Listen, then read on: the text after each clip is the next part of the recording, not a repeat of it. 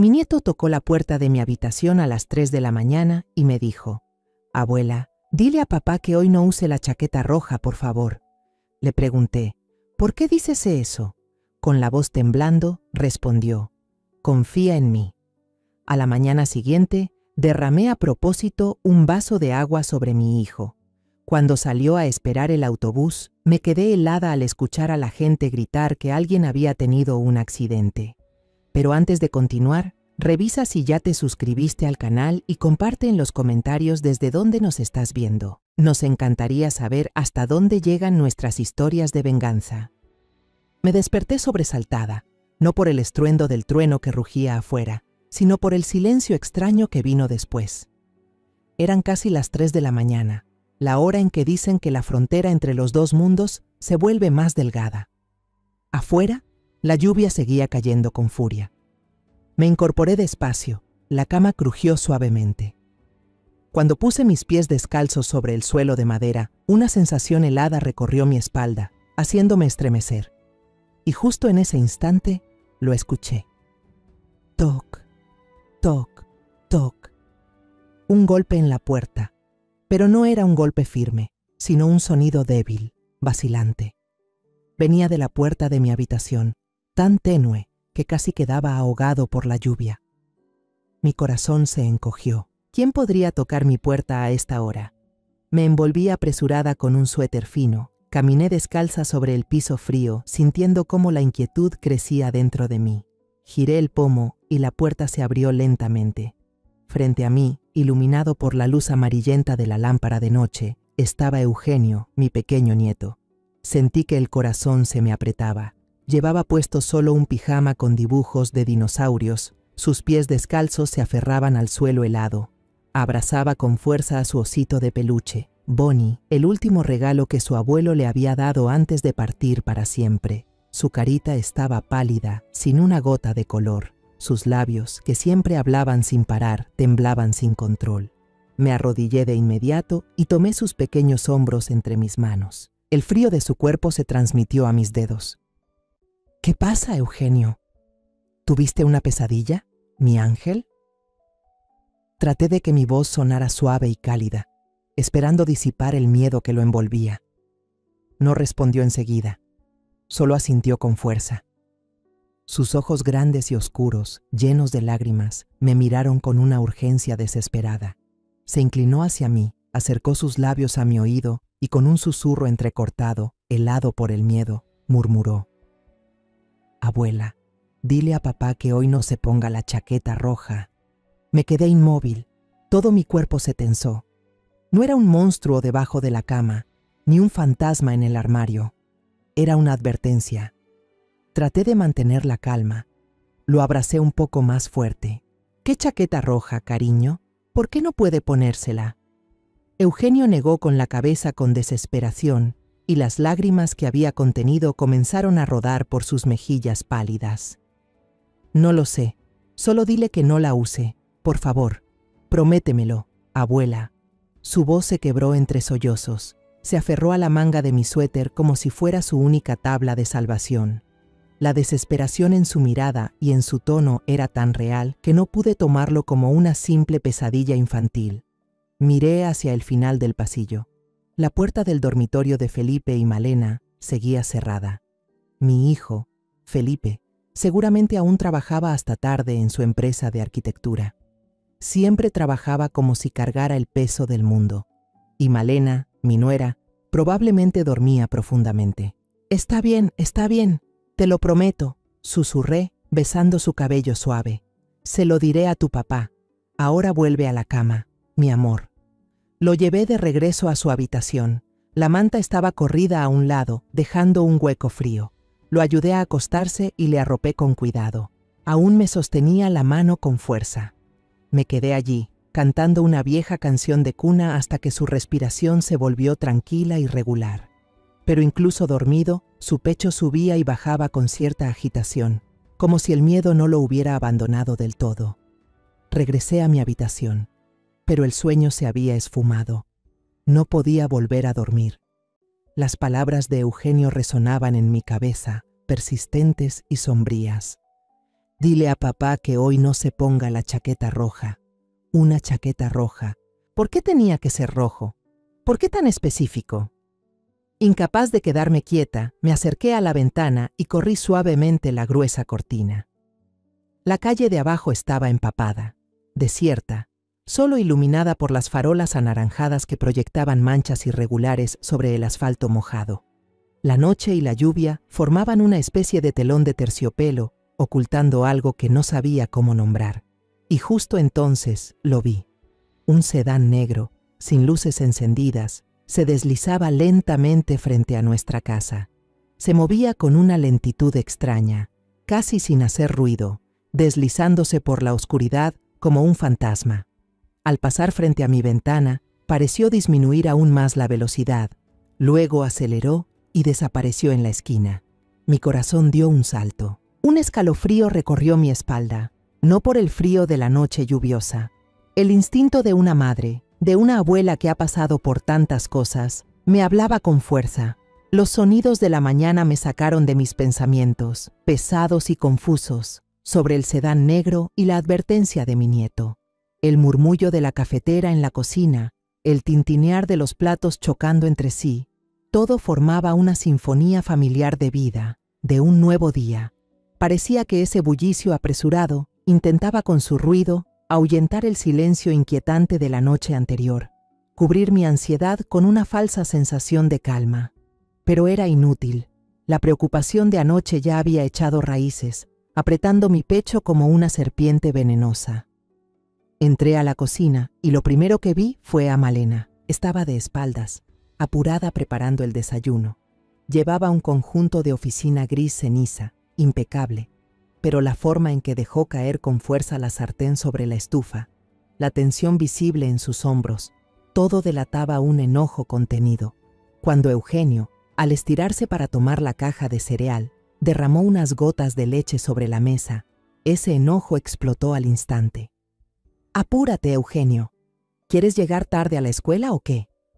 La voz de Malena sonó cortante, sin un ápice de paciencia. Eugenio se sobresaltó, encogiéndose. Al verme, su rostro, que hasta hacía un segundo estaba a punto de llorar, se iluminó con un destello de esperanza. Corrió hacia mí, aferrándose al delantal como buscando refugio. Se estiró, moviendo los labios para susurrar algo con urgencia. «Abuela, mamá quiere que papá...». «Eugenio». Malena lo interrumpió, con una voz afilada como una navaja. Se acercó rápidamente, le agarró el brazo con fuerza y lo jaló de manera brusca. «Sube por tu mochila ahora mismo. No quiero repetirlo 2 veces». Antes de darse la vuelta para llevárselo, me lanzó una mirada. Solo fue un segundo fugaz, pero bastó para helarme la sangre. Esa mirada era fría, cargada de desconfianza y con un atisbo de amenaza inconfundible. No era la mirada de una madre ocupada, sino la de alguien que guarda un secreto y acaba de descubrir que alguien intenta asomarse a su territorio. En ese momento, escuché el sonido de unas llaves girando en la cerradura de la puerta principal. Felipe, mi hijo, había llegado. Se veía agotado, con el rostro pálido y las ojeras marcadas después de una noche entera trabajando en la oficina. Pero verlo, aunque tan cansado, me reconfortó. «Hola, mamá», dijo con voz ronca por la falta de sueño. Dejó caer el maletín al suelo y se desplomó en la silla. «Anoche hubo un problema con los planos, pero mi jefe acaba de llamar. Tengo que viajar de urgencia a Dalat ahora mismo. El vuelo sale en 2 horas».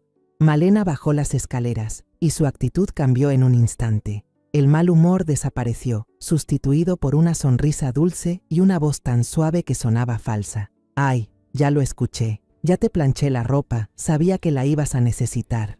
Ella entró en la habitación y sacó un conjunto de ropa colgado cuidadosamente en una percha.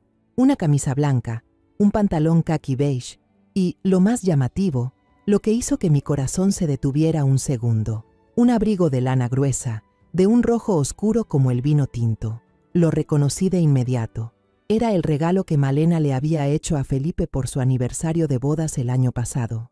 Cuando Felipe, cansado, se levantó y se puso el abrigo rojo, la advertencia de Eugenio resonó con fuerza en mi cabeza, como una alarma implacable.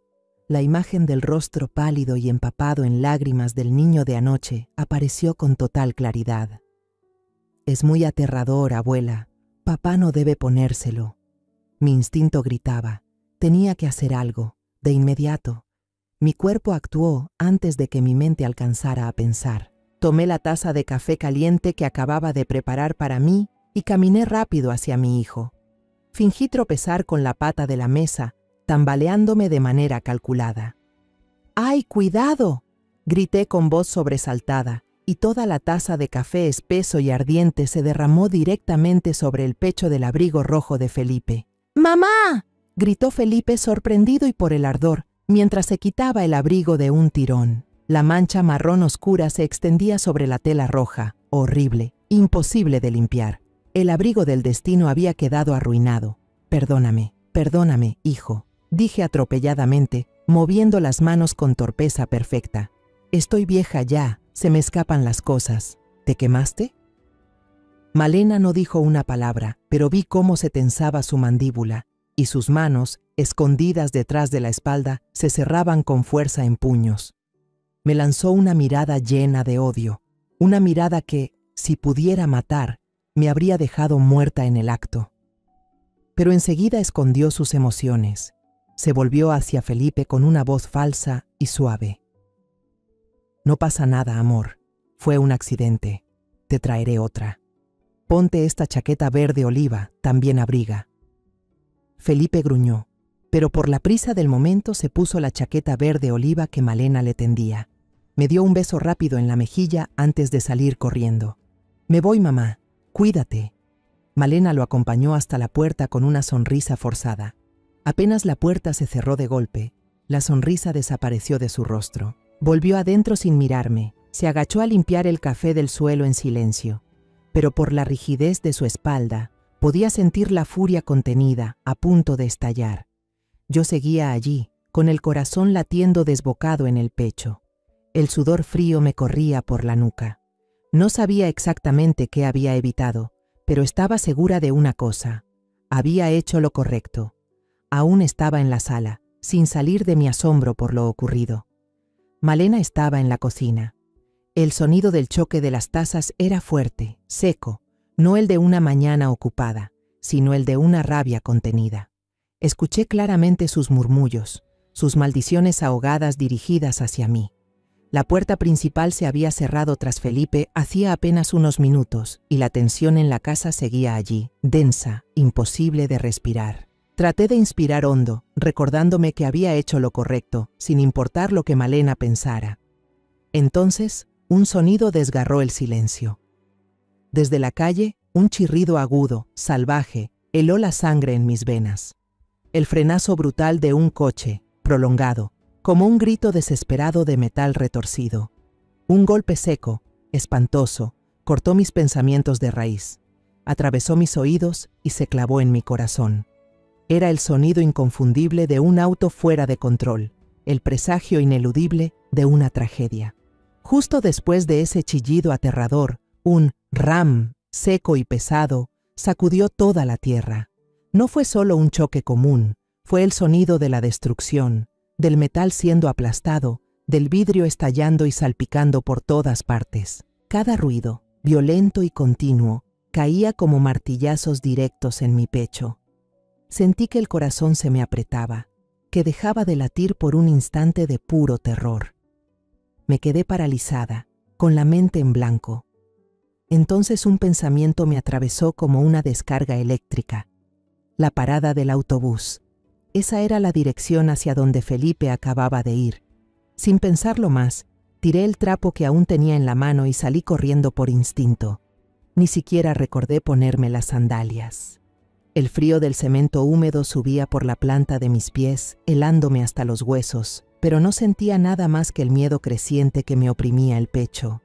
Mi cabello canoso me caía sobre el rostro, la respiración entrecortada. Corría tan rápido como podía. Cuando llegué a la calle, una escena caótica me golpeó los ojos. Una multitud comenzaba a reunirse al final del camino, justo cerca de la parada del autobús. Los gritos de horror, los murmullos de los curiosos se mezclaban en un ruido ensordecedor. Un coche loco, Hay un muerto. ¡Qué horror! Esas voces se unían, aumentando mi desesperación. Felipe, Felipe, ¿dónde estás? Traté de gritar su nombre, pero mi voz se perdía entre el alboroto. El miedo extremo me apretaba la garganta, haciendo que cada palabra saliera débil, sin fuerza.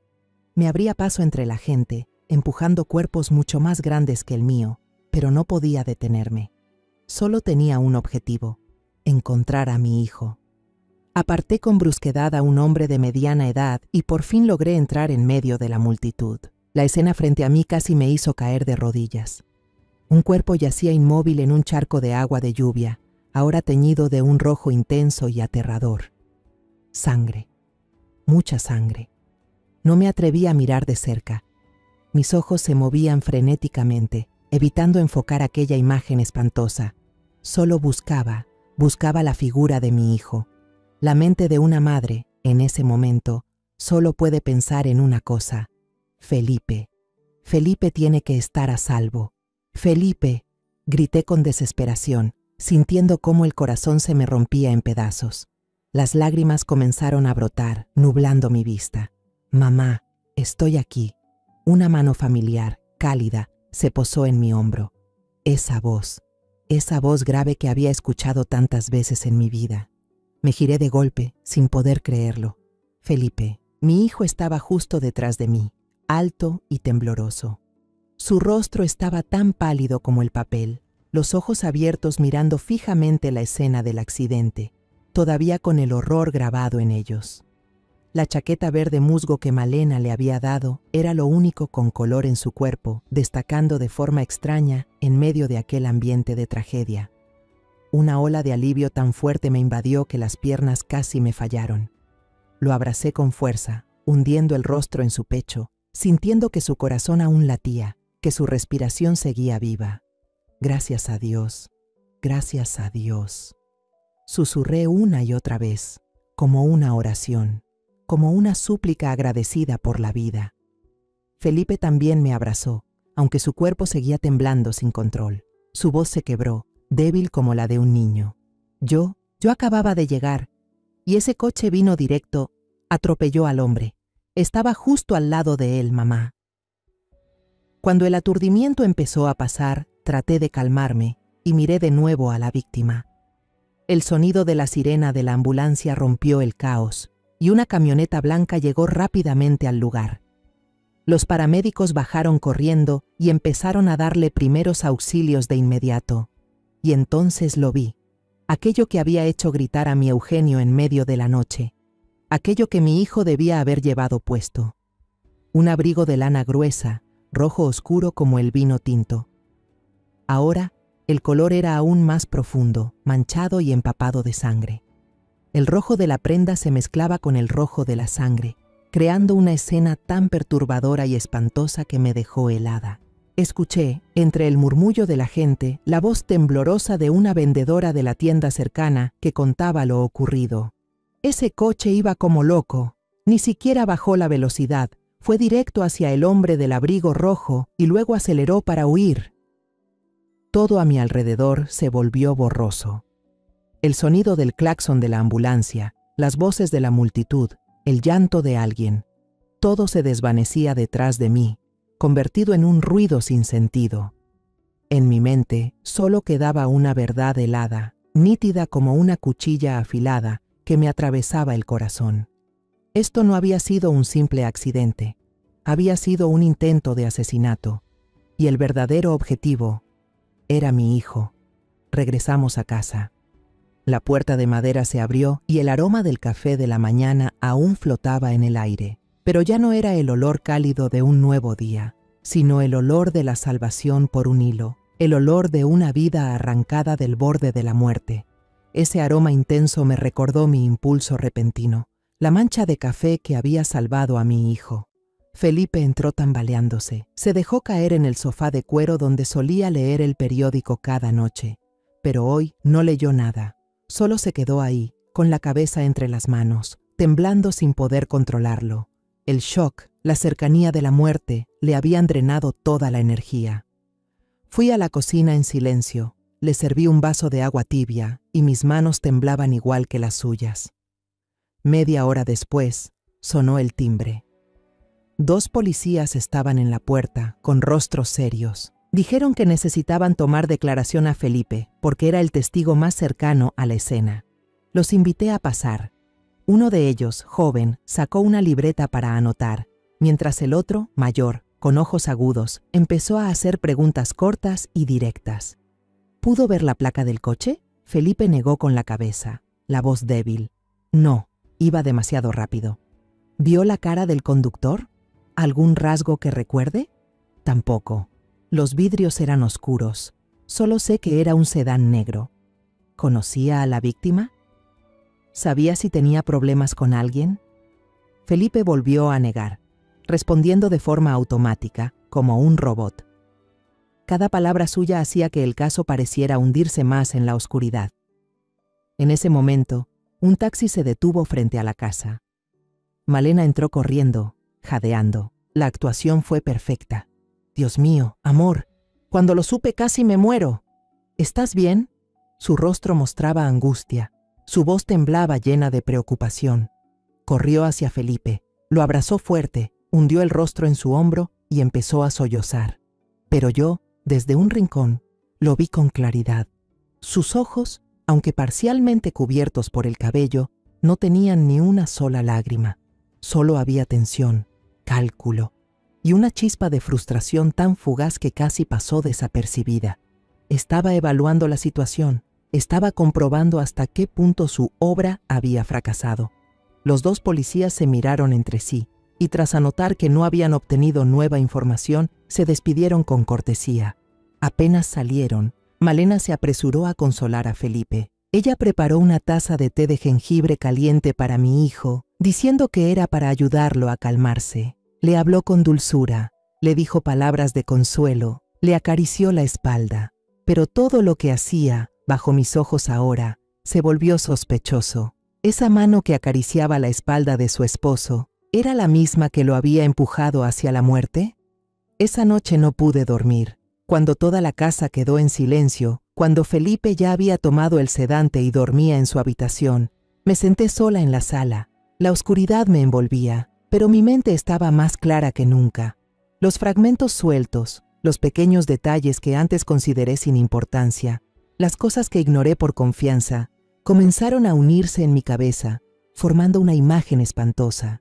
La primera pieza, las llamadas secretas.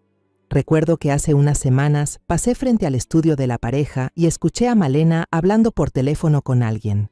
Al ver mi sombra pasar por la rendija de la puerta, se sobresaltó, bajó la voz hasta convertirla en un susurro y cerró la puerta de golpe. El clic seco de la cerradura sonó como una confirmación de que había algo que no quería que nadie supiera. En ese momento pensé que solo necesitaba privacidad. Pero ahora me pregunto, ¿de qué hablaba con tanto secreto? La segunda pieza, su actitud fría. Recuerdo la cena del fin de semana pasado. Felipe había recibido un pequeño bono y, contento, la rodeó con un brazo para abrazarla con cariño. Pero Malena apartó su mano con firmeza y dijo, «Me siento un poco cansada». La distancia entre ellos había crecido desde hacía meses. Toques superficiales, conversaciones breves. Yo me decía que era el estrés del trabajo, de la vida moderna. Pero, ¿era cansancio o era repulsión? La tercera pieza, el dinero. Recuerdo haber visto por casualidad un extracto de su cuenta conjunta sobre el escritorio. Una gran suma de dinero, suficiente para el anticipo de un departamento, había sido transferida. Cuando pregunté con curiosidad, Malena sonrió y explicó que era una oportunidad de inversión inmobiliaria que no podía dejar pasar, recomendada por una amiga cercana. Mi hijo, confiado, no sospechó nada. Pero, ¿en qué había invertido? ¿En qué proyecto? Nunca lo dijo con claridad. Y entonces apareció la última pieza, la más aterradora y evidente. Hace aproximadamente un mes, mientras ayudaba a Malena a buscar unos documentos antiguos en el archivador, encontré otro expediente dentro, uno que no debería haber visto. Era una póliza de seguro de vida, un contrato de alto valor a nombre de Felipe. Y en el apartado «Beneficiario» solo había un nombre impreso en negritas, Malena. En ese momento, Mi corazón solo sintió una ligera inquietud y me tranquilicé pensando que lo hacía por responsabilidad familiar. Pero ahora, esa idea me parece ingenua y absurda. Todos esos detalles, como fragmentos de vidrio roto, estaban siendo unidos por el hilo invisible de la sospecha. La advertencia de Eugenio no era un sueño sin sentido. Era una profecía, un mensaje desde algún lugar que solo el alma pura de un niño podría escuchar. Y la persona detrás de todo, quien planeó asesinar a su esposo para quedarse con su fortuna, no era otra que la nuera a la que tanto había querido y en la que tanto había confiado. Un escalofrío me recorrió la espalda. Estaba viviendo bajo el mismo techo que un demonio disfrazado de ángel. Miré hacia el pasillo oscuro, hacia la habitación de la pareja, y supe que no podía quedarme de brazos cruzados. Todo el día siguiente pasó bajo un aire tan denso que costaba respirar. Felipe seguía perdido en la confusión después del shock. Él se sentó en silencio en la sala, con la mirada vacía fija en la ventana, temblando de vez en cuando como si aún pudiera sentir la muerte rozándole a un paso. Mientras tanto, Malena rondaba a su alrededor como un gato. No dejaba de preocuparse por él, le llevaba agua, le acomodaba la manta, fingiendo ser una esposa atenta y dedicada. Pero yo sabía que todo era una actuación. De vez en cuando, sus ojos se desviaban hacia mí, con una mirada fría, llena de desconfianza y alerta. Sabía que yo sospechaba. La guerra silenciosa entre nosotras había comenzado. Necesitaba pruebas. Mi intuición y los fragmentos dispersos que tenía no bastaban para desenmascarar su verdadero rostro ante Felipe. Un hijo que siempre había amado y confiado ciegamente en su esposa. Y sabía que la única llave de todo esto era Eugenio. Esa noche, cuando Malena terminó de leerle un cuento y acostó a Eugenio, esperé unos 15 minutos antes de entrar con cuidado a su habitación. La puerta se abrió sin hacer ruido. El cuarto estaba envuelto en la suave luz de una lámpara con forma de luna. El brillo proyectaba pequeñas estrellas de plástico en el techo, formando una vía láctea artificial y tranquila. Eugenio no dormía. Estaba acostado, con los ojos abiertos mirando aquellas estrellas, sus pupilas reflejando un universo en silencio. Me senté al borde de la cama, sintiendo la tensión en su pequeño cuerpo. No le pregunté nada sobre la mañana aterradora, ni mencioné la chaqueta roja ni el accidente. Hacerlo solo lo asustaría más. En su lugar, empecé a contarle una historia, con voz muy suave. Le hablé de su abuelo, a quien solo conocía por fotos y recuerdos borrosos.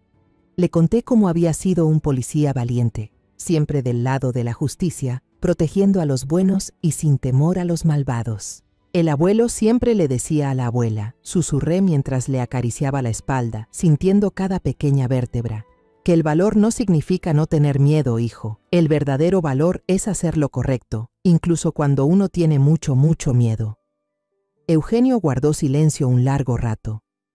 La habitación solo se llenó con el tic-tac constante del reloj de pared. Luego se giró, escondiendo el rostro en la almohada, y sus pequeños hombros comenzaron a temblar. Su voz, entrecortada y ahogada por el llanto, apenas pudo salir. Yo tenía mucho miedo, abuela. Mi corazón se encogió. Sabía que el muro de defensa en su interior se había derrumbado. Lo abracé con cuidado.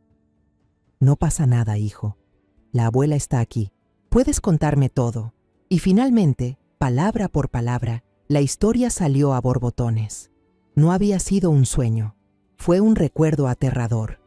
Unos días antes, mientras todos jugaban a las escondidas, Eugenio había elegido el lugar que consideraba más seguro, el gran armario de madera en el dormitorio de sus padres. Se metió dentro, escondiéndose entre los vestidos que olían al suavizante de su madre, conteniendo la respiración mientras esperaba que su padre lo encontrara. Pero entonces, Malena entró en la habitación y cerró la puerta. No tenía idea de que mi nieto estaba escondido allí.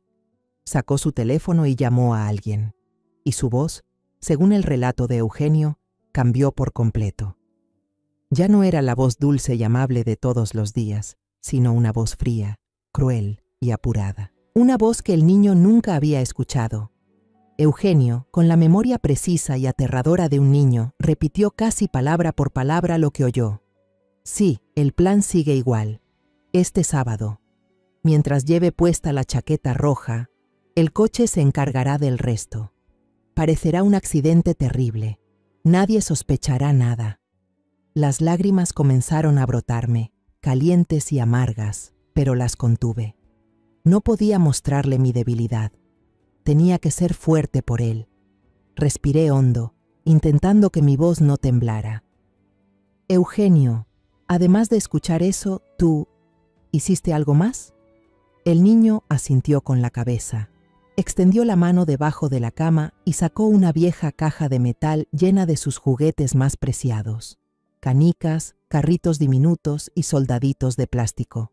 Abrió la tapa y con cuidado sacó algo que parecía un juguete barato. Una pluma de plástico verde en forma de cohete. Esta es la pluma grabadora que el abuelo me regaló, susurró, con la voz aún temblorosa. Dijo que podía grabar secretos. Cuando escuché a mamá hablar por teléfono sentí curiosidad.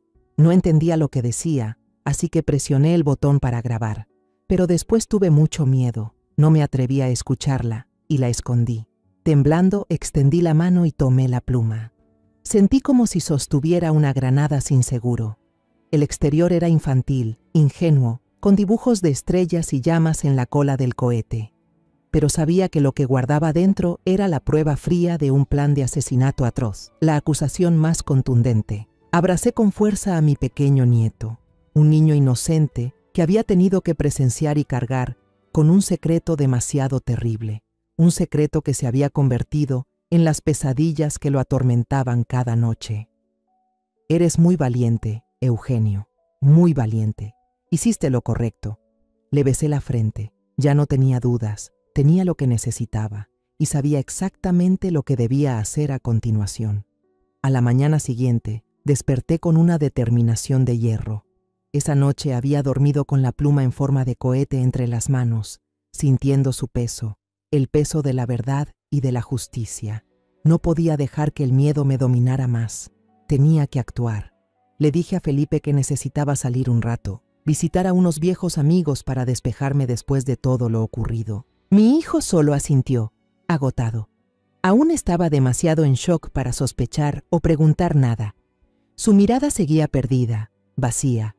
Lo observé, con el corazón hecho pedazos, pero ese mismo dolor me dio fuerzas. Guardé cuidadosamente la pluma en el compartimento más interno de mi bolso, junto a mi vieja billetera, y salí sin hacer ruido. No tomé un taxi. Quería tener tiempo para ordenar mis pensamientos. Tomé un autobús directo hacia la comisaría de la ciudad. Cuando el autobús pasó frente a la parada maldita, cerré los ojos con fuerza. La mancha de sangre en la acera ya había sido limpiada, pero la imagen del abrigo rojo oscuro seguía persiguiéndome. La comisaría era un edificio gris e imponente, un lugar al que no había vuelto desde que mi esposo se jubiló. No entré por la puerta principal, donde la gente hacía fila para sus trámites. Fui por el acceso lateral, más pequeño, reservado al personal, el mismo que mi esposo usaba cada día. Me detuve bajo el tejadillo, saqué el teléfono y marqué un número que aún recordaba de memoria. Pocos minutos después, una mujer joven, vestida de civil, con jeans y camisa, salió a mi encuentro. Su cabello negro estaba recogido en un moño alto, dejando ver una frente amplia y unos ojos inteligentes y agudos. Era Sara. Años atrás, cuando era una recién graduada insegura, fue mi esposo quien la guió en sus primeros pasos en la profesión. Ahora era una de las investigadoras más brillantes de la comisaría. Señora Bárbara, me llamó suavemente, con una mezcla de sorpresa y respeto en la mirada. No hizo preguntas, solo asintió y me indicó que la siguiera. Sara me condujo por los largos pasillos impregnados del olor a papel y café viejo, directamente al tercer piso, a la oficina del jefe de policía, sin pasar por ningún trámite. Gustavo ya me esperaba. Aquel chico flaco y tímido de antaño era ahora un hombre maduro y sereno, de hombros anchos y paso firme. Pero al verme, él se levantó de un salto, salió rápidamente de su despacho y se inclinó en señal de respeto, como quien reconoce a la familia de su maestro. «Buenas, doña Bárbara. Siéntese, por favor». Me senté en la silla frente a su escritorio. En la pared detrás de él colgaba una foto antigua ya descolorida por el tiempo. En la foto, mi esposo, entonces un joven capitán, elegante, con el brazo sobre los hombros de dos oficiales en prácticas aún torpes, justo Gustavo y Sara. La sonrisa de él en esa imagen seguía siendo radiante y llena de orgullo. Su legado, su espíritu de entrega por la justicia, seguía presente aquí, en estas personas. Eso me dio fuerzas. No me anduve por las ramas. Saqué mi bolso, saqué el bolígrafo con forma de cohete azul y lo posé sobre la mesa de madera brillante, justo entre Gustavo, Sara y yo. El juguete infantil se veía totalmente fuera de lugar en aquel ambiente serio. Esta es la razón por la que he venido. Comencé con la voz sorprendentemente calmada y clara. Relaté todo de forma ordenada, como si presentara un informe. Hablé de la advertencia nocturna de Eugenio, de mi gesto instintivo de derramar el café, del terrible accidente en la parada del autobús, de la chaqueta roja que llevaba la desgraciada víctima. Y, por último, fui encadenando todas las piezas sospechosas sobre Malena que había ido recopilando en silencio. Gustavo y Sara escucharon sin interrumpir. Sus rostros se fueron tornando cada vez más serios. Al principio pude ver en sus ojos un atisbo de escepticismo. Una historia difícil de creer, una conspiración demasiado cruel, apoyada en la advertencia imprecisa de un niño. Lo comprendí. Luego tomé el bolígrafo. Pulsé el botón de reproducir, un pequeño botón disfrazado de estrella. Sonó un pitido juguetón y una voz familiar, fría, sin emoción, llenó el silencio de la sala. Solo tiene que llevar puesta esa chaqueta roja. El resto se encargará el coche. Parecerá un accidente espantoso. La grabación fue breve, pero cada palabra golpeó como un martillazo al escepticismo. Sara se llevó la mano a la boca, sorprendida, con los ojos desorbitados. Gustavo apretó las manos sobre la mesa.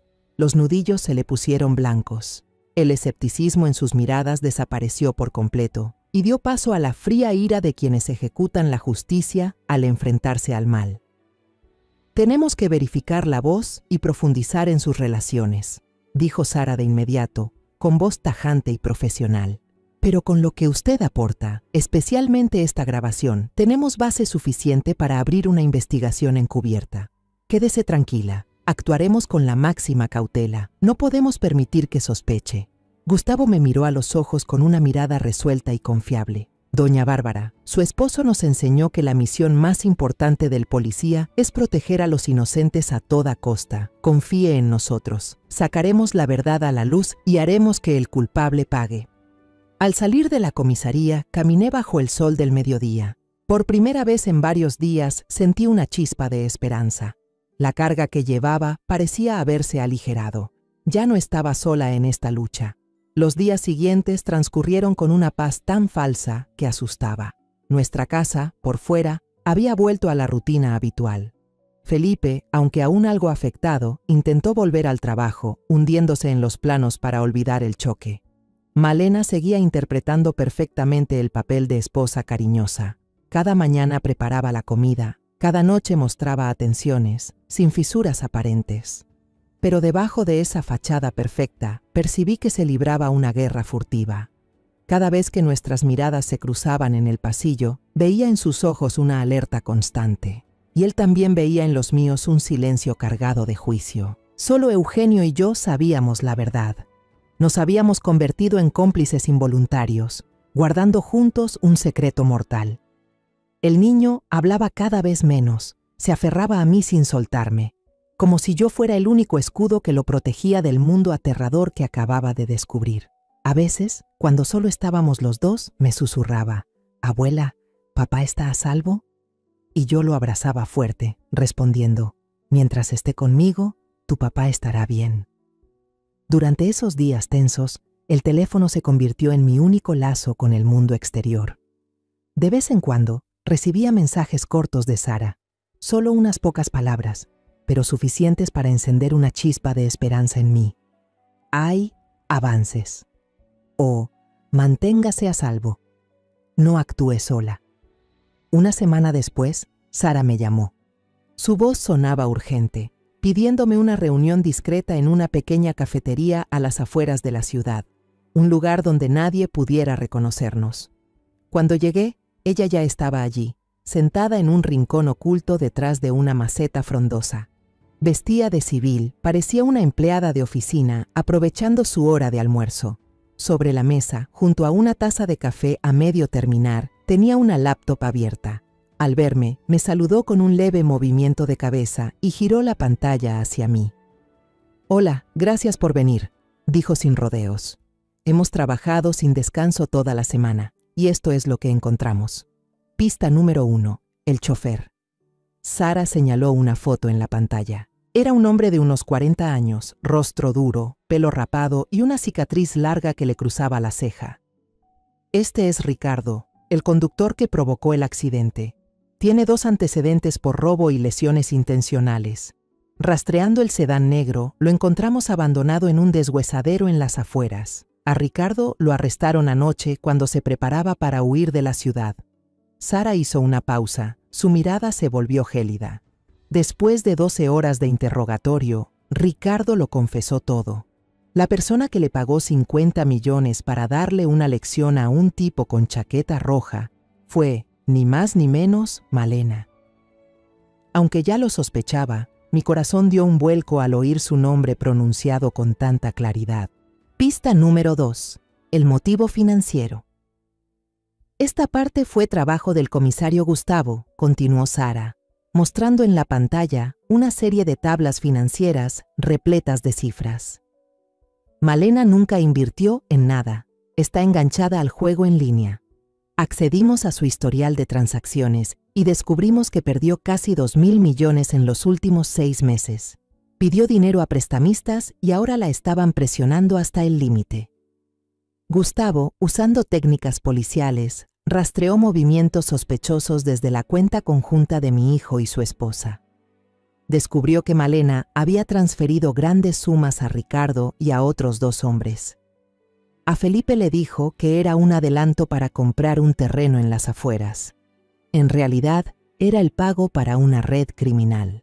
Pista número 3. Los cómplices.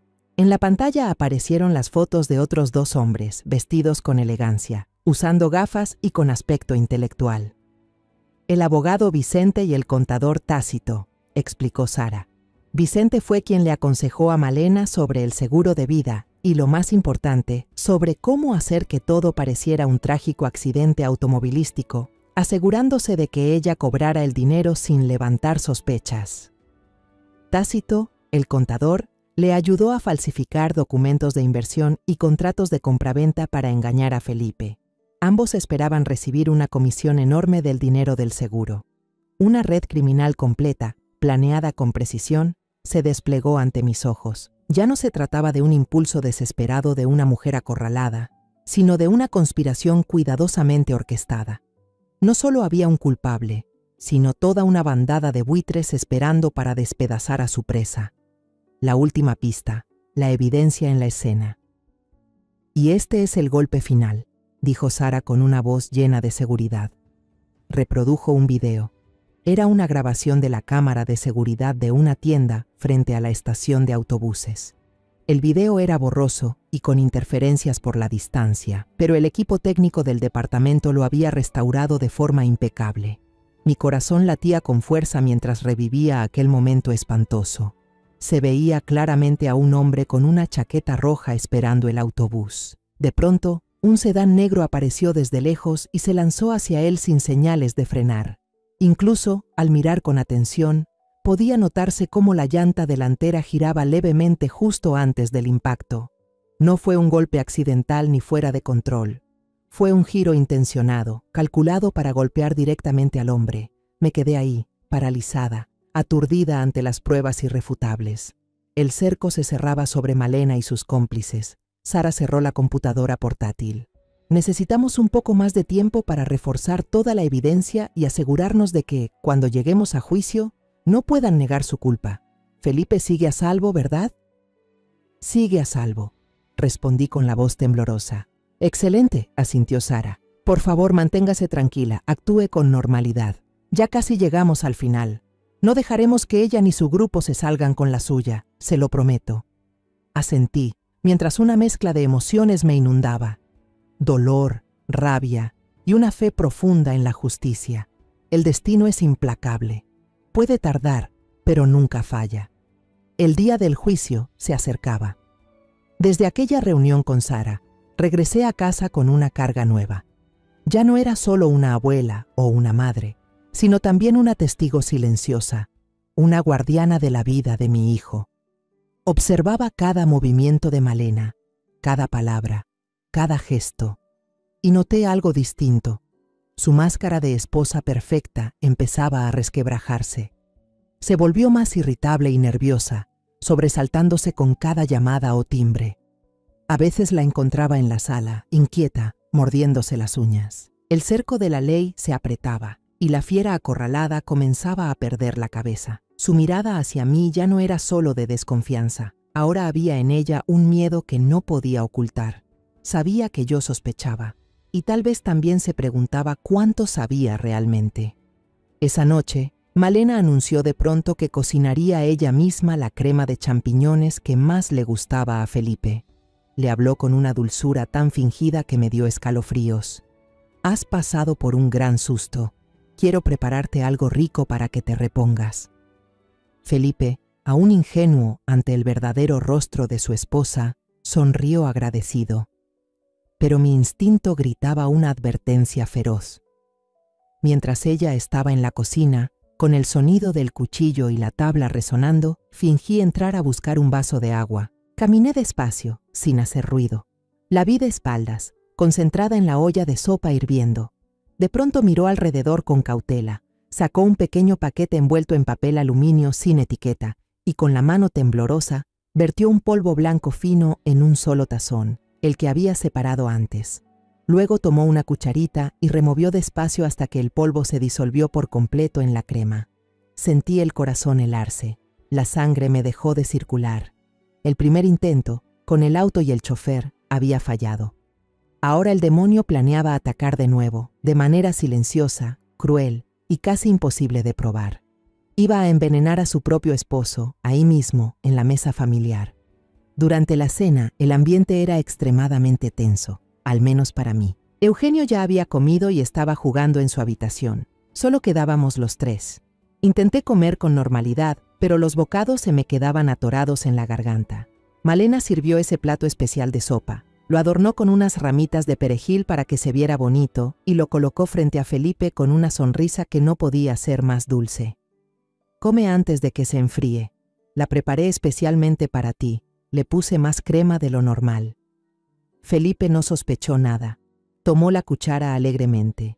«Gracias. Se ve deliciosa». Tomó una cucharada llena y lentamente la llevó a la boca. En ese instante, el tiempo pareció detenerse. Vi a la muerte acercarse, vi a mi hijo a punto de tragar el veneno mortal. No tuve tiempo de pensar ni de elegir las palabras. «¡Detente!», grité con una voz aguda, desesperada, que rompió el silencio de la cena. Al mismo tiempo, con una fuerza que no sabía que tenía, me lancé sobre la mesa y con todas mis fuerzas tiré el plato de sopa de las manos de Felipe. ¡Crash! El plato de porcelana se hizo pedazos sobre el suelo de baldosas. La sopa caliente salpicó las patas de la mesa y el pantalón de Felipe. «¡Mamá! ¿Qué demonios haces?». Felipe gritó furioso. Se levantó de golpe. Nunca antes me había alzado la voz así en toda su vida. Sus ojos me miraban, llenos de sorpresa y enojo. Malena aprovechó el momento. Con lágrimas en los ojos, se desplomó sobre la mesa, los hombros temblando, interpretando a la perfección el papel de la víctima oprimida por una suegra cruel. «Yo solo quería cuidar de ti. Tu mamá siempre piensa mal de mí. ¿Qué he hecho mal?». Felipe me miró con reproche. «Mamá, estás exagerando. No puedes tratar así a Malena. Solo era un plato de sopa». Pero justo entonces ocurrió algo extraño. La sopa derramada sobre la mesa de madera oscura empezó a reaccionar. De la mancha comenzaron a salir pequeñas burbujas que chispeaban como ácido. Luego se levantó una fina columna de humo con un olor químico, penetrante y desagradable. El barniz brillante de la mesa, en el lugar donde había caído la sopa, empezó a burbujear, a hincharse y a volverse de un color marrón negruzco repugnante. Los tres nos quedamos sin aliento, paralizados, mirando la mancha que corroía la superficie de la mesa. La prueba estaba ahí, clara, innegable y espeluznante, justo ante nuestros ojos. Felipe quedó petrificado. La furia en su rostro desapareció y fue reemplazada por un terror absoluto. Lentamente, muy lentamente, giró la cabeza hacia Malena. El rostro hermoso de Malena perdió todo su color. El pánico absoluto se reflejó en sus ojos al ver la reacción química inesperada que no había previsto. Había perdido el control. Señalándome con el dedo, gritó como una loca, tratando desesperadamente de cambiar la situación. ¡Fue ella! Ella le puso algo a la sopa para envenenarme. ¿Lo ves, Felipe? Tu madre quiere separarnos. Está loca, paranoica. La discusión estalló, pero esta vez las palabras de Malena ya no surtieron ningún efecto. El plato de sopa burbujeante había destruido por completo, sin posibilidad de regreso, el último muro de confianza que Felipe tenía hacia su esposa. La miró no con enojo, sino con la mirada de alguien que ve a un monstruo desconocido, una mirada llena de repulsión y horror. La verdad finalmente había salido a la luz, desnuda y dolorosa. Mientras Malena gritaba sus acusaciones delirantes contra mí, yo no me inmuté. Sabía que eran los últimos alaridos de una bestia acorralada. Mientras Felipe seguía paralizado ante la cruel verdad, saqué mi teléfono y llamé a Gustavo. Conté brevemente lo de la sopa burbujeante, el pánico de la chica y sus acusaciones delirantes. «Ella va a huir», dijo Gustavo de inmediato por teléfono, con una voz urgente y firme, sin una pizca de sorpresa. «El plan quedó completamente al descubierto. Tenemos que actuar de inmediato. Usted, Felipe y Eugenio deben ir a un lugar seguro». Todo ocurrió después como un torbellino. Gustavo ordenó que Felipe me llevara junto con Eugenio a casa de Sara mientras ellos realizaban la detención. Era el lugar más seguro en ese momento. Felipe, como un autómata, asintió obedeciendo. El shock le había arrebatado toda capacidad de reacción o pensamiento propio. Solo sabía hacer lo que le decían.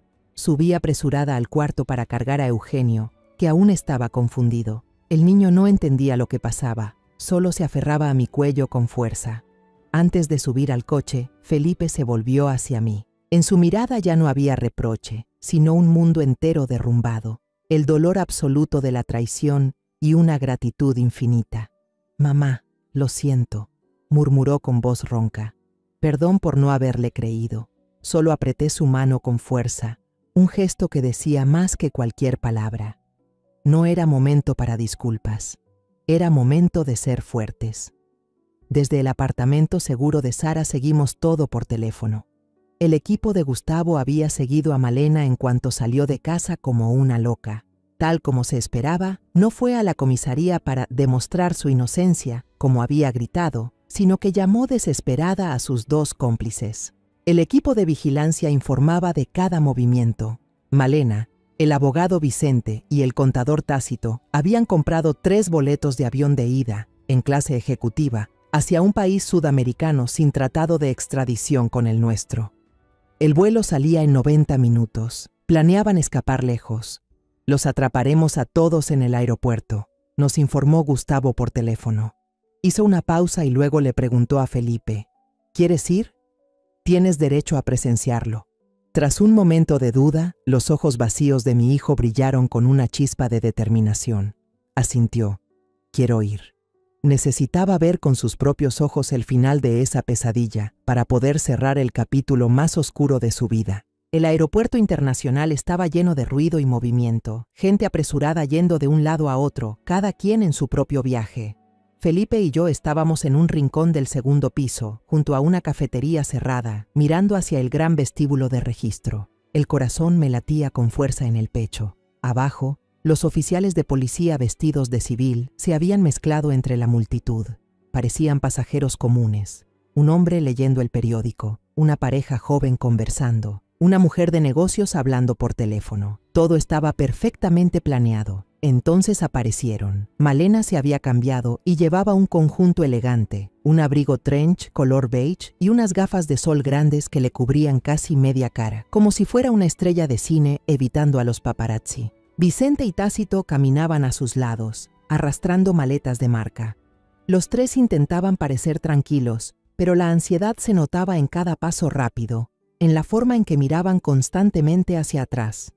Se dirigieron directo al mostrador de clase ejecutiva. Cuando el trío entregó sus pasaportes a la empleada, fue el momento en que Gustavo, haciéndose pasar por un pasajero que hacía fila cerca, asintió levemente. De inmediato, desde todos los rincones, los pasajeros comunes se movieron. El hombre soltó el periódico, la pareja dejó de hablar, la mujer de negocios colgó el teléfono.